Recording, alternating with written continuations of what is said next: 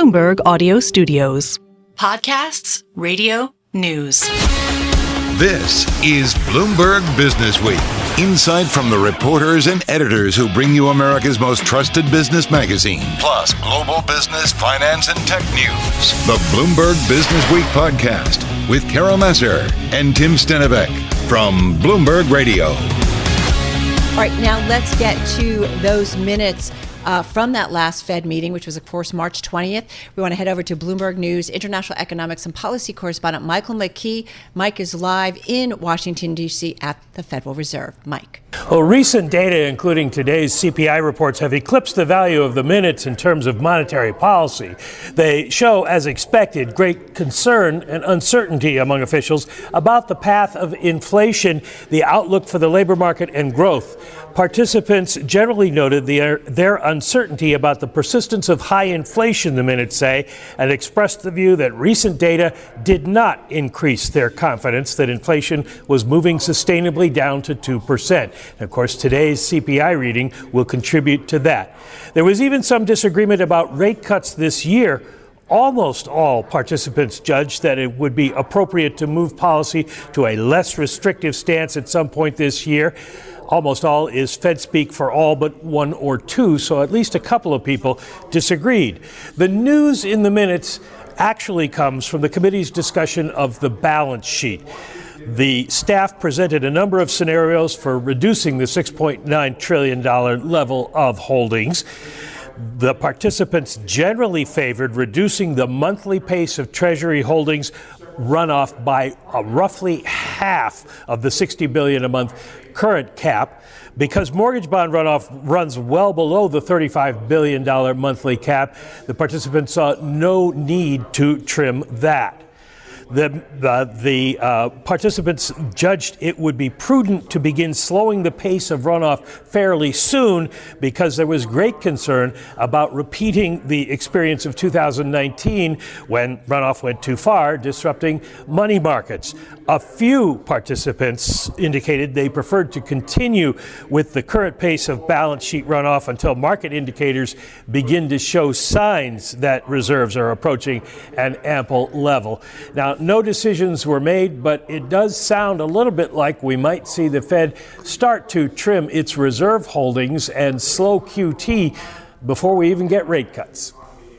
So, Mike, we're going to give you a moment just to think about all those headlines, but just real quickly, let's update everybody on the market. You've got the S&P 500 still down about 51 points, so just shy of 1% here. The NASDAQ 100, a decline of 176 points, so it too is shy of a 1% decline, but definitely off some of the earlier levels that we saw today. And you still have, a 10-year, Tim, that's at 452, and looking at the shorter end of the yield curve, most sensitive often to what the Fed might do, and you're looking at a 2-year note with a yield of 4.93. Yeah, that's right. That 2-year yield up 19.7 basis points, and the 10-year yield up 16.8 basis points as we speak. Hey, Mike McKee, I want to talk a little bit about the data that we've gotten since the latest Fed meeting, the hotter than expected jobs report, the hotter than expected CPI report.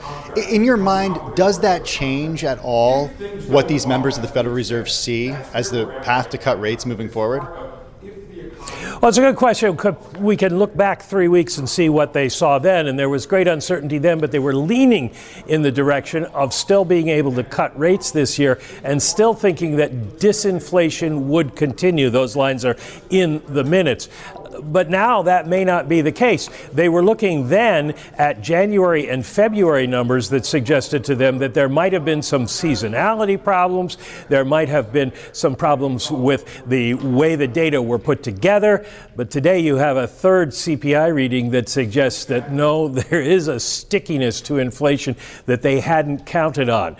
We won't get a complete read at the May 1st meeting because they don't put out a new summary of economic projections and they don't do a new dot plot, but I'm fairly certain that between now and then, and of course between now and the June meeting, we will hear a lot from them about the possibility of holding back. All right, Mike, as you stated, and as we went through those headlines, those FOMC meeting minutes from that March 19th, 20th meeting, I'm just looking to you at our right through, if you will, showed almost all officials judging it would be appropriate to begin lowering borrowing costs at some point this year. However, again, that caveat, inflation data since then has upended expectations for 3 interest rate cuts this year.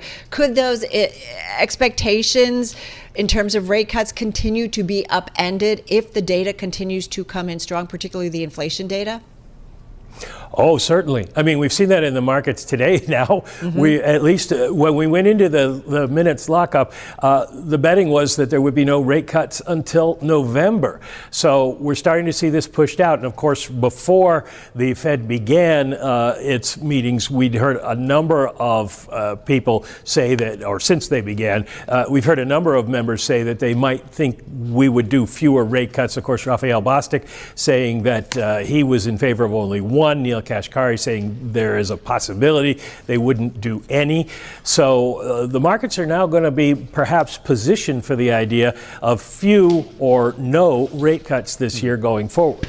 Hey, we're certainly seeing something like that play out in the rates market. The front end of the yield curve, the 2-year higher by 20 basis points right now, the 10-year higher by 17 basis points. I want to bring in Ira Jersey, who's standing by in our Bloomberg Intelligence headquarters in Princeton, New Jersey. He's chief interest rate strategist here at Bloomberg Intelligence. Ira, when you see yields shoot up like this across the curve, what's the signal that it's sending you about the path of interest rate policy for the remainder of the year?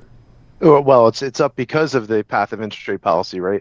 So when you look at the when you look at the short-term interest rate markets, we've been pricing out more and more of those 6 or 7 25 basis point interest rate cuts that were priced in a couple of months ago. And when you keep on getting this relatively strong data, it's hard to kind of get in front of that and think that the Federal Reserve is going to be able to cut rates. There's a whole group of investors who are concerned that the Federal Reserve may actually have to increase interest rates. You've heard that from some former policy officials as well. I personally am not in the camp that thinks that they necessarily have to increase interest rates in order to slow the economy. But the idea, because one of the reasons is that first you have to get rid of all these cuts that are being priced into the market, and in doing that, you're effectively tightening monetary policy because the longer term interest rates are now higher than they were just a couple of weeks ago. So there's a lot of data and information that came out today, and right. Including a pretty bad, actually the worst 10-year auction that we've had in about 2 years. So that was a pretty astounding revelation that demand just isn't very strong. Is that because investors assume that it's going to go even higher in terms of the rate outlook? Yeah, I think that's part of it. I think it was also, obviously you had, Carol, you had the really, good inflation number high inflation number this morning, which was bad for the market and keyed off the sell-off. I think also, it was an hour before we got the minutes that, I still am only about a quarter of the way finished reading. So we have, so it's hard to get in front of some of that news cycle. There was also a lot more market risk today. So yesterday's 3-year auction was okay, but today's 10-year was absolutely abysmal. Tomorrow we have 30-year bonds. It'll be really interesting to see if people say, oh, look at these higher yields at 4.6%, 4.7%, wherever we end up at auction time tomorrow. Is that going to draw in some buyers just thinking, hey, I want to get these yields while I can? Or are they going to stay away because they are worried that, hey, inflation is going to remain kind of at these reasonably high levels and the Fed's going to be on hold, so I can get even better returns later if I just wait a little bit? Well, one of the former officials, former Treasury Secretary Larry Summers, saying that hot U.S. consumer price inflation report for March means that the risk case of the next Fed move to be an increase must be taken seriously. He also talked about the idea of a rate cut. Here's what he said earlier on Bloomberg. A rate cut in June, it seems to me, would be a dangerous and egregious error comparable to the errors the Fed was making in the summer of 2021 when it just didn't get the thread on inflation. Mike, I want to bring you in. One last question from you. Would it be a dangerous and egregious error if the Fed did any kind of rate cut in June based on what you're seeing?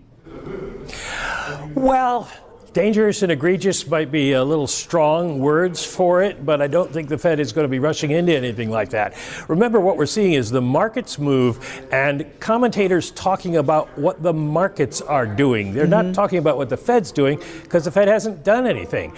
July 2023 was the last time they moved interest rates, and while we've had speeches about what they may or may not do, they haven't done anything. I did want to point out one thing that might be important if you still have Ira there, and that is that they did have this discussion about the balance sheet and the idea of trimming, starting to run off their balance sheet run down to about half, $30 billion a month instead of $60 billion a month caps, and leaving mortgages at 35 because nobody is really prepaying at this point. Ira, you want to come in on that? Yeah, that's almost 100% of my concentration right now looking at the minutes, because it hasn't aged very well, right? We've gotten a lot of information and data since that March meeting. So it's really, how are they going to adjust the balance sheet? Basically, they've said that they're going to slow down the amount of treasuries that they're going to allow to run off. That's in line with what we were expecting, and I think that was more or less the consensus. There was some nuance around that, but that was broadly the consensus. When they're going to start is still a little bit unclear, but it's probably going to be sooner rather than later. And the reason for this is that if bank reserves are starting to run off more quickly now that we seem to have found a floor for the reverse repo facility, and as reserves run off, at some point they're going to be scarce, and demand for bank reserves is going to be much higher than are out there, and that's what causes a lot of volatility like we had in September of 2019. The Fed wants to avoid that, or at least be able to turn off the spigot very quickly and stop the runoff more quickly, and they don't want to go cold turkey from 60 billion treasuries a month to zero, so they'll go from 30 to zero probably. Ira, we have one more question for you. Mike, we know you've got to run, but we always appreciate all that you do for us in breaking this all down. Our Mike McKee there at the Federal Reserve in Washington. Ira, one more for you. I'm thinking, we've got a really smart, sophisticated audience here at Bloomberg. There are, though, folks who are like, well, wait a minute, are we getting into kind of the weeds when we talk about the balance sheet? What's the significance when the Fed comes out and says, or that we got revealed in these minutes, that the runoff, they're going to start to slow it down? What's the significance of that? Yeah, I think that there's an acknowledgement that the financial plumbing matters, and it's not something that prior to 2007 anybody really cared about, but it's really what makes the world go round. So when you think about the repurchase agreement market, which is the market that helps fund Treasury dealer desks and hedge funds and other traders in Treasury securities, if that breaks, then the entire financial sector can just break down. And what underlies that, kind of the grease that allows the wheels to continue turning within the short-term funding markets, ends up being bank reserves. So when bank reserves get down to a level that is less than what's demanded by banks, then banks suddenly have to find reserves from elsewhere, and that's what causes interest rates to spike and for the financial plumbing to start to seize up a little bit. Again, you saw that to some degree in 2019. Now the Fed's done some things to try to mitigate that, like creating the standing repurchase agreement facility that allows banks, whenever they need it, to inject reserves into the system, as opposed to the Fed deciding when to do that. But this financial plumbing stuff, you cannot completely discount it. It's actually way more important than I think most people who get their MBA or just study business in school or finance.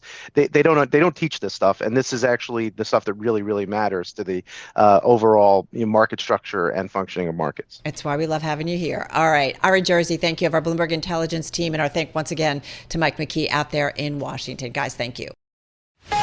You're listening to the Bloomberg Businessweek podcast. Catch us live weekday afternoons from 2 to 5 p.m. Eastern. Listen on Apple CarPlay and Android Auto with the Bloomberg Business app. Or watch us live on YouTube. The private markets we know, private equity, private credit, they're one of the hot topics of investing, especially among the institutional set.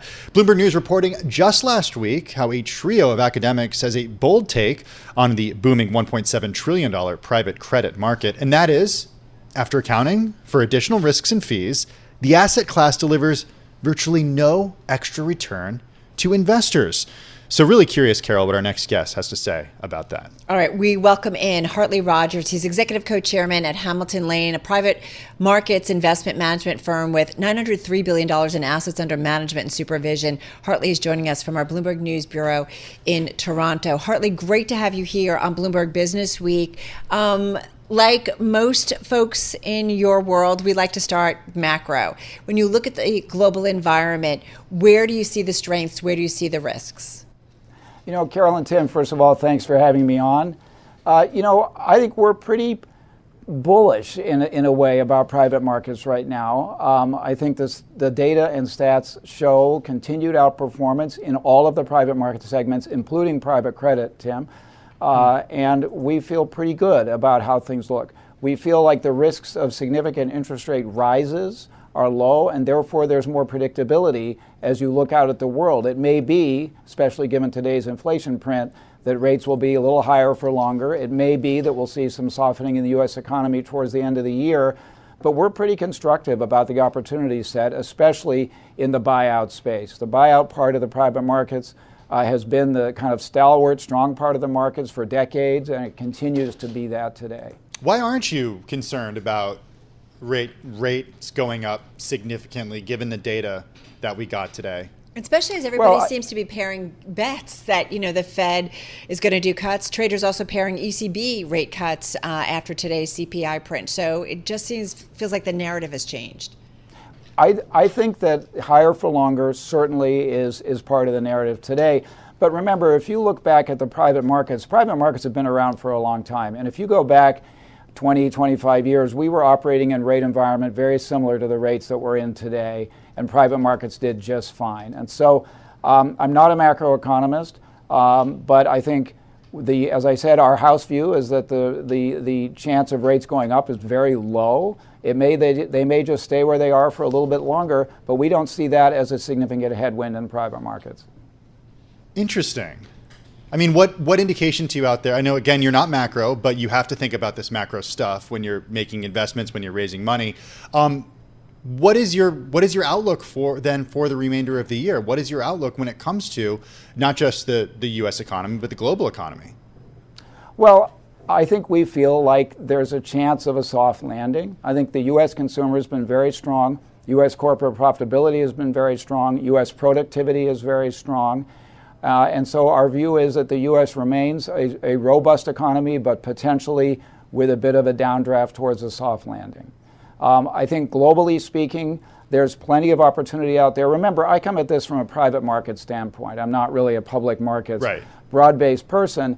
Private markets are a growing and important part, but they are far from the largest part of the global capital markets. And our industry specializes in finding opportunities to invest in attractive growing companies and in places where you can make operating improvements, as the industry has always done for years, through our unique ability to control and influence and align the portfolio companies that we own. Well, and we get it. And Hartley, that what goes on in the public markets that can impact to the upside or to the downside what goes on in the private market. So having said that, based on your outlook, where are the opportunities when it comes to, who's reaching out to you in terms of the private credit and who needs to tap the private credit markets increasingly?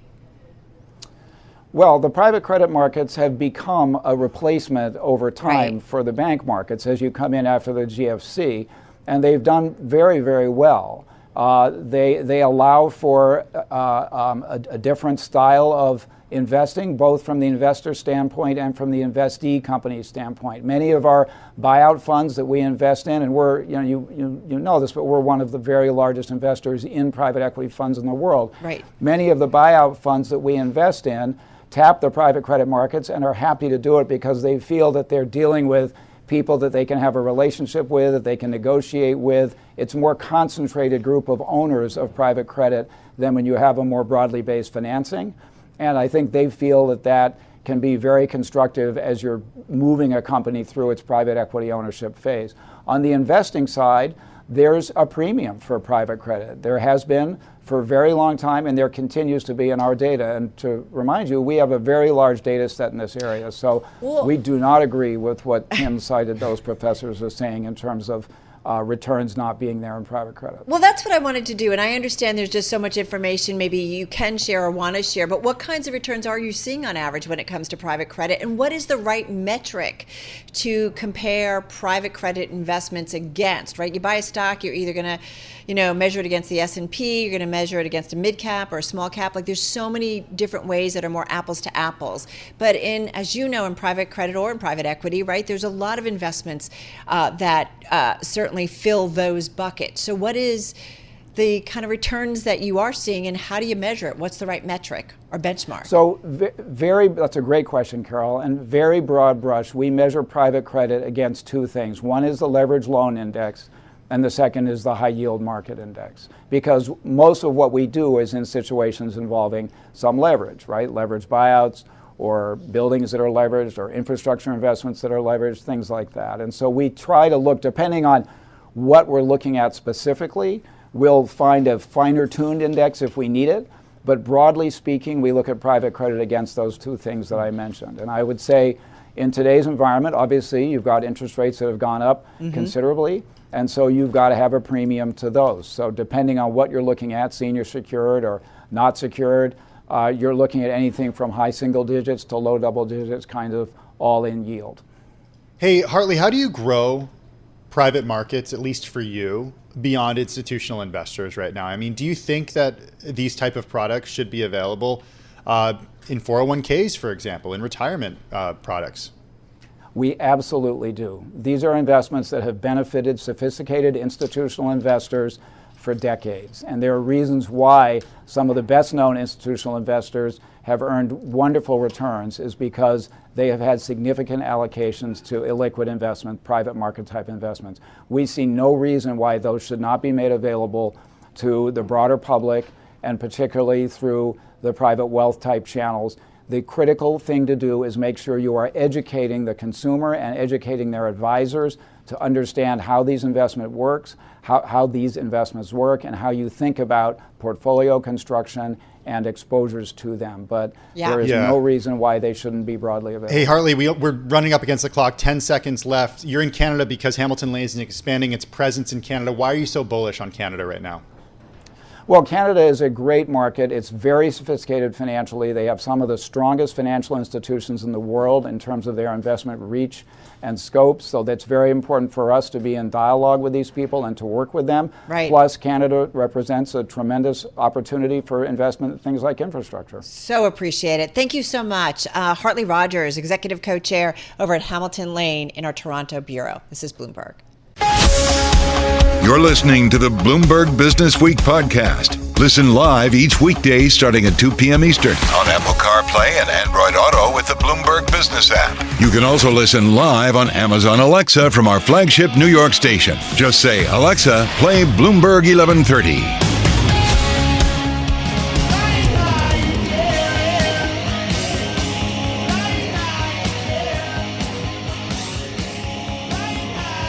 Well, Delta shares bouncing around today. They were up as high as more than 4%, now down 3.2%, after the company says it expects earnings to exceed Wall Street's projections for the second quarter. This as Delta benefits from a step up in corporate travel and steady leisure demand heading into summer.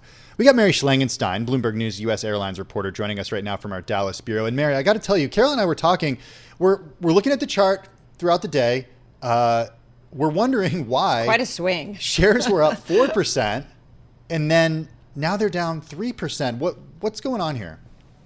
Right. So initially, investors really favored the earnings report, and not only did Delta shares go up, but they pulled up some of the other airlines as well. But then when the Fed comments came out about the rest of the year, and there was some federal data that showed that March airfares fell 7%, and so we think that's what's driving down the shares this afternoon.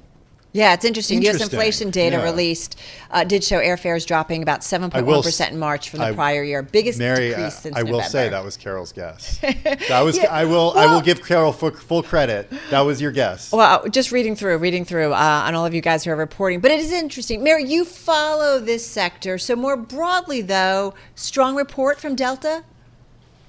Yeah, and what Delta talked about primarily was, one, that their flight operations have really improved. this year. And they're not alone in doing that. There hasn't been a lot of bad weather, and a lot of the airlines are performing better operationally. But they're also talking about a big factor being the return of some of the corporate travel accounts that were lagging, the areas that were lagging like tech and financial services. They're finally seeing those companies come back so that managed corporate travel revenue is back to 2019 levels. Wow. Volumes are still lagging, but the revenue has returned to 2019.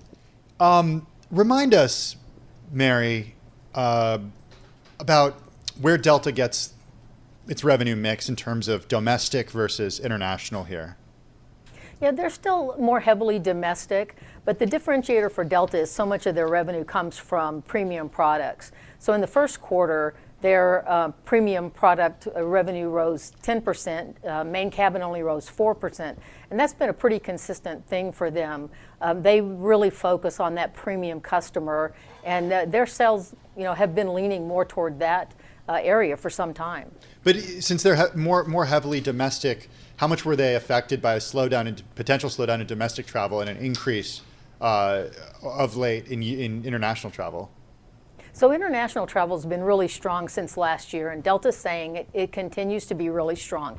Even across the Atlantic, where there were concerns early on that there was too much capacity in that market this year, but Delta says there's plenty of demand. They see demand strong to the Pacific and Latin America. Domestically, they're saying demand's picked up too. They're picking up some travel, they think, from the domestic focus carriers that are having to rejuggle their schedules and redo their operating schedule because of some conditions specific to the domestic market. You're talking about Boeing or Spirit or no, JetBlue? We're talking about Spirit, Frontier, okay. Allegiant. They're shifting some of their capacity out of I meant markets. United, sorry.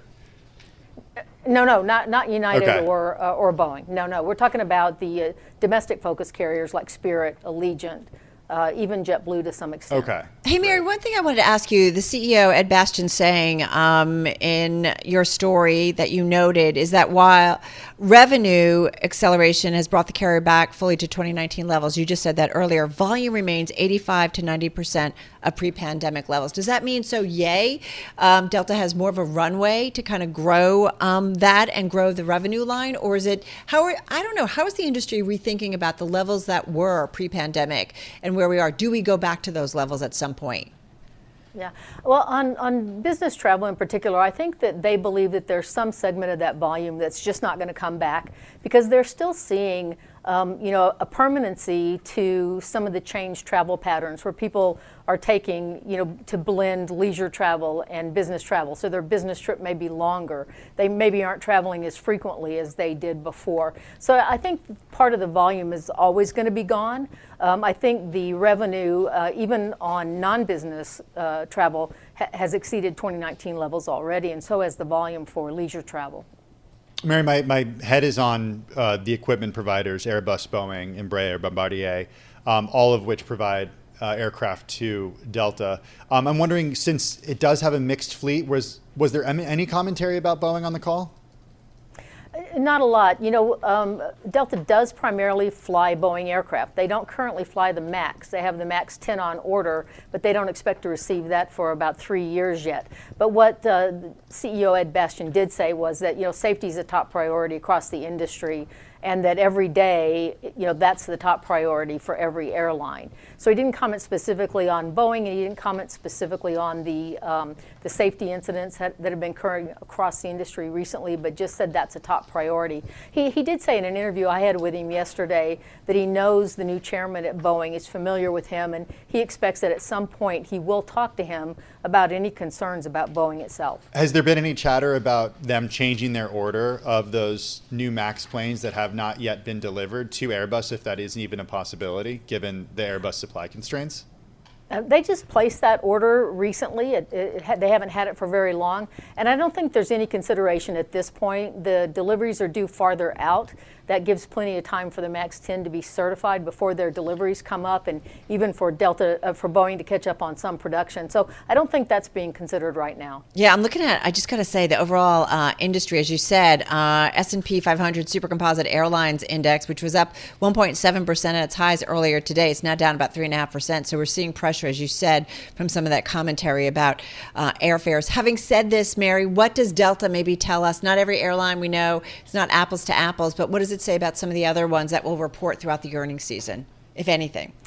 Delta is the only major U.S. carrier that is expected to report a profit this quarter. So there are other factors affecting American, United, Southwest has its own issues, but Delta is the only one that's expected to report a profit. The others will have losses this quarter, and we'll see what their outlooks are going into the second quarter and maybe even later in the year.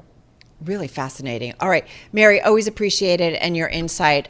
Thank you so much for joining us. Mary Schlangenstein, once again, she's our Bloomberg News U.S. Airlines reporter joining us from Dallas. I'm driving in my car. I turn on the radio. How about you let me drive? Oh, no. Who's gonna drive you home? Honey, please, I'll do the driving. Drive on. Excuse me, I want to drive. It's the question that drives us. This is the Drive to the Close That funky music will drive us till the dawn. on Bloomberg Radio. All right, everybody, just about 18 minutes left in today's trading session, getting ready to wrap up the Wednesday trade. This, what's been another busy day, no doubt about it, but we did get a higher than expected forecast, if you will. Hot inflation print, that was this morning. Then we got Fed minutes. Again, the rethink, Tim, in terms of what happens when it comes to the Fed cutting rates. Probably Why don't these analysts just not much this year. Why don't these analysts just raise their expectations? About what? About what's going to happen when it comes to inflation. Like, why don't they increase? Like, okay, you're looking at it metrics came in hotter leading than up expected. to it. Yeah. Well, you got to expect it that it's going to be hot. Let's ask our next guest about what it means when it comes to forecasting. Penny Pennington is in the house. She's CEO over at Edward Jones, joining us here in our Interactive Broker studio.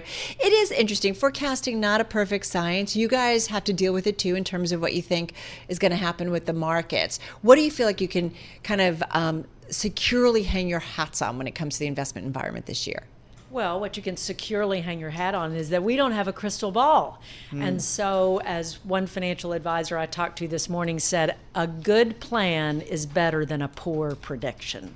And so our financial advisors work with 8 million clients. We engage with 500,000 North Americans every week. So you're right to ask, what is the pulse of North America around what our clients are thinking? What are they thinking? I love that. So Tim and I both love that perspective. Inflation is not exactly how they come at it. They come at it with questions like, how am I going to be able to afford health care in a long life when healthcare inflation has been going up for a long, long time? And Matt, the financial advisor I was talking to today, Matt, what I bought at the grocery store 3 years ago that cost $100 now costs $130. Is that in our plan? Well, absolutely, it's in the plan. So what we talk with our clients about before we talk to them about what's going on in the stock market or what's going on in inflation, we say, what's important to you? What are you trying to accomplish, and over what period of time, and how much risk do you want to take doing that? And our clients are multi-dimensional people and families. They've got lots of goals, short, medium, and long term. And so when we have a day like today, or a year like we've had, or the last 5 years like we've had, we work with our clients on their financial plan and we flex it. We say, what would happen if we saw a longer term downturn in the equity markets? What would that do to your investment plan? And more importantly, what would that do to your life and financial plan? You know, I'm hearing you say this, and it's interesting because you said that they're not coming at it with inflation being high. They're coming at it through the lens of, okay, well, we know the cost of medical care is going up. We know the cost of food is going up. That is inflation. Exactly. That's right. They talk about it in terms of what it costs to live the life that I want to live. And that's, I think, the way that it manifests for a lot of people, apart from gas prices, which are certainly volatile. I'm interested, Penny, in terms of like the commonalities that run across your clients. I mean, 8 million people around the United States who you work with. It's really runs the gamut, I know. But what's the commonality there? The commonality is that our clients care about their health, their family, their purpose, like their reason for being on the planet, and how that manifests in their financial plan. So strangely enough, what our clients want to talk with our financial advisors before we get to which stock or bond is, I'm concerned about how long I'm going to live and planning for that. I'm also concerned about the next 2 generations of my family. And by the way, there's an $84 trillion wealth transfer that's in motion right now. And so family and how you pass on your legacy and your assets to your family. And then your purpose. Like, what do I want to do in retirement? Is retirement going to be different for me than it was for my parents? It certainly is going to be different for my 30-year-olds than it will be for me. And so this is the common thread, the very real, multi-dimensional ways that our clients express themselves. And the other thing that's common is that we want to get to know them. Penny, Every single one of them is different. I think about someone like you who, are it's a very important seat in terms of a financial firm. And when you talk about generational wealth and that transfer, okay, that's great in terms of a CEO who runs a business that's based on people having money to invest or wanting to invest. That, do you get more nervous about, I don't know, is it 2 generations from now that doesn't have, we talk about this all the time. I think about my dad, or maybe, your dad, pension, investments, Social Security, several things, bought a house in cash outright 50 years ago. Like, it was a very different dynamic. And I have younger individuals in my life, nieces and nephews, and they're like, I'm never going to buy a house. I just can't do it. These are well-educated people who are making a decent living. But I mean, how do you guys think about what is the lifeblood of your business going forward? And I don't know, is it 2 or 3 generations that maybe it's a little bit different business? Well, we've worked with 7 generations of clients in 102 years. And that's backwards. That's backwards, but I have no doubt that each generation looked to the future generations and said, how are they going to do it? It's getting more complicated. That's why it's so important to get good financial advice. We start with financial literacy. We're teaching 1 million learners in North America over these 5 years about the basics of saving and investing and budgeting and credit card debt. And then we invite those investors, we invite new... Are they younger? Absolutely. They're younger. Okay. They're in high school. And then we work with investors across the generations. We work with those who have money now and who are beginning the process of establishing wealth. It's not going to be easy, but it has always been the case. The time value of money and compounding of interest is a magical thing. Right. People who understand that earlier in their lives and get on that train, that's what we help our clients do. Yeah, I mean, unfortunately, they don't teach that in junior high. No. Well, interestingly, you have to learn it from your parents. There are now 25 states that mandate financial literacy education in the high schools. Really? And we've been in 5,000 high schools. Yeah. We've taught 300,000 students just in the past 3 or 4 years. I wonder if it's working.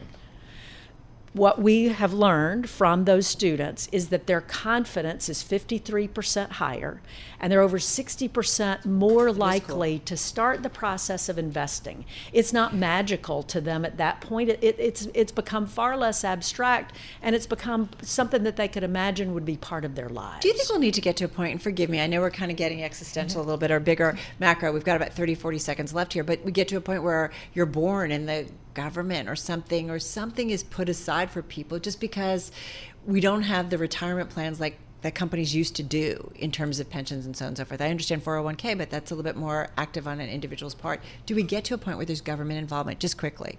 I think there's to solve this problem, there's a really important partnership that needs to happen between employers, between financial advisor and wealth management firms like ours, and public policy.